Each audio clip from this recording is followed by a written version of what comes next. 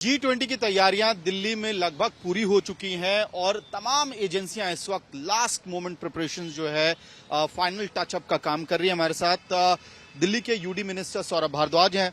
Sir, बहुत सारी तैयारियां पिछले 6-8 महीने से चल रही थी, अब आखिरी मिनट में टचअप क्या है और दिल्ली सरकार की तरफ से इंटरनेशनल डिग्निटरीज के लिए क्या कुछ होगा स्पेशल? देखिए, बहुत गर्व की बात है कि दिल्ली के अंदर G20 की मेन समिट होगी। जो मेन शिखर वार्ता है वो यहाँ पे है।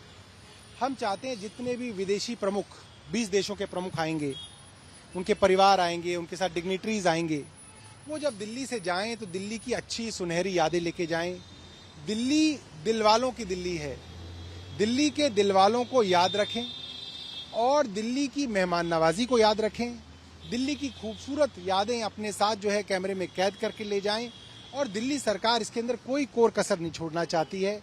चाहे सड़कों का सौंदर्यीकरण हो, पेडेस्ट्रियन के लिए व्यवस्था हो, साइकिलिस्ट के लिए व्यवस्था हो, आसपास फूल और पौधों द्वारा जो है हरियाली बनानी हो, ई व्हीकल्स या ई बसेस को लगाना हो, हेल्थ डिपार्टमेंट की तरफ से स्पेशल इमरजेंसी टीम लगानी हो, टूरिज्म डिपार्टमेंट और दिल्ली के आर्कियोलॉजिकल डिपार्टमेंट द्वारा जो हमारी ऐतिहासिक धरोहर है, जो हमारे बड़े बड़े मॉन्यूमेंट्स हैं, उनकी खूबसूरती को दोबारा से बेहतर किया गया है। लाइटिंग की व्यवस्था की गई है, रंग रोगन किया गया है, ताकि कोई आदमी आए तो वो दिल्ली की इस सांस्कृतिक और इस ऐतिहासिक धरोहर को भी देखे। क्योंकि आप देखिए, यूरोप के अंदर या आप अगर अमेरिका चले जाएं तो अमेरिका के अंदर अगर आप हिस्टोरिकल मॉन्यूमेंट्स देखें तो 100 साल पुराने, 200 साल पुराने मॉन्यूमेंट्स को बहुत पुराना माना जाता है।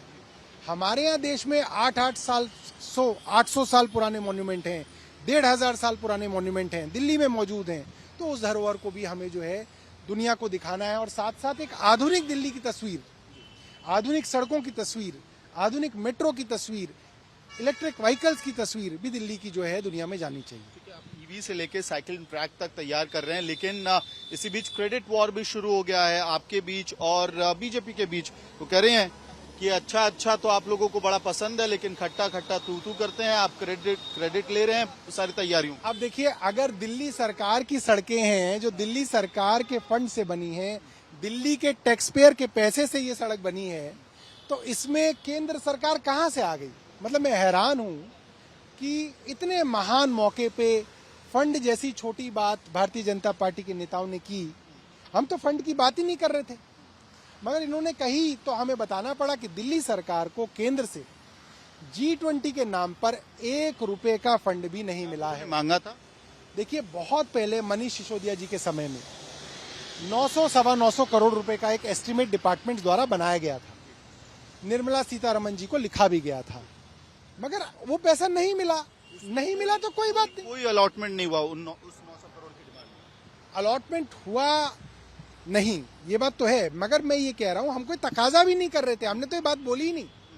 फंड की बात तो भारतीय जनता पार्टी ने बोलकर छोटी राजनीति की है।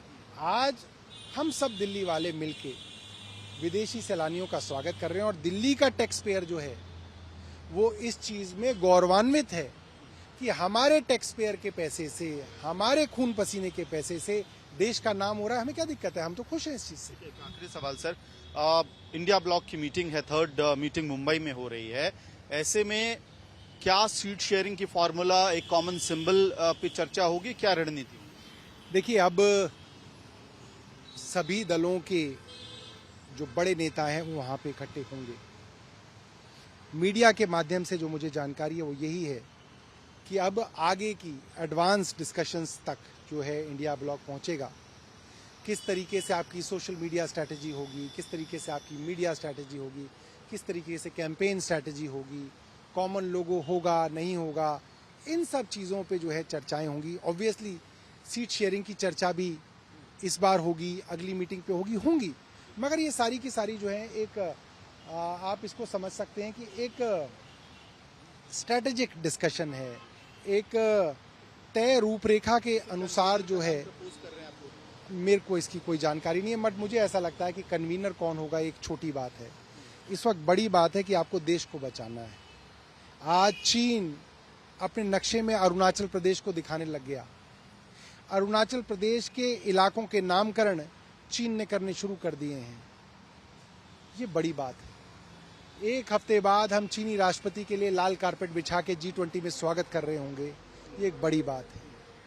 देश के अंदर राज्य सरकारों को जिस तरीके से दबाया जा रहा है, राज्यपाल उपराज्यपालों द्वारा मुख्यमंत्रियों को और उनके कामों को रोका जा रहा है, जिस तरीके से नफरत देश के समुदायों में, देश की जातियों में फैलाई जा रही है, इकोनॉमी की हालत इतनी खराब है कि रुपए के बनाम जो डॉलर है वो इतना खराब हो गया है कि रुपया 83 रुपए से भी नीचे आके गिर रहा है।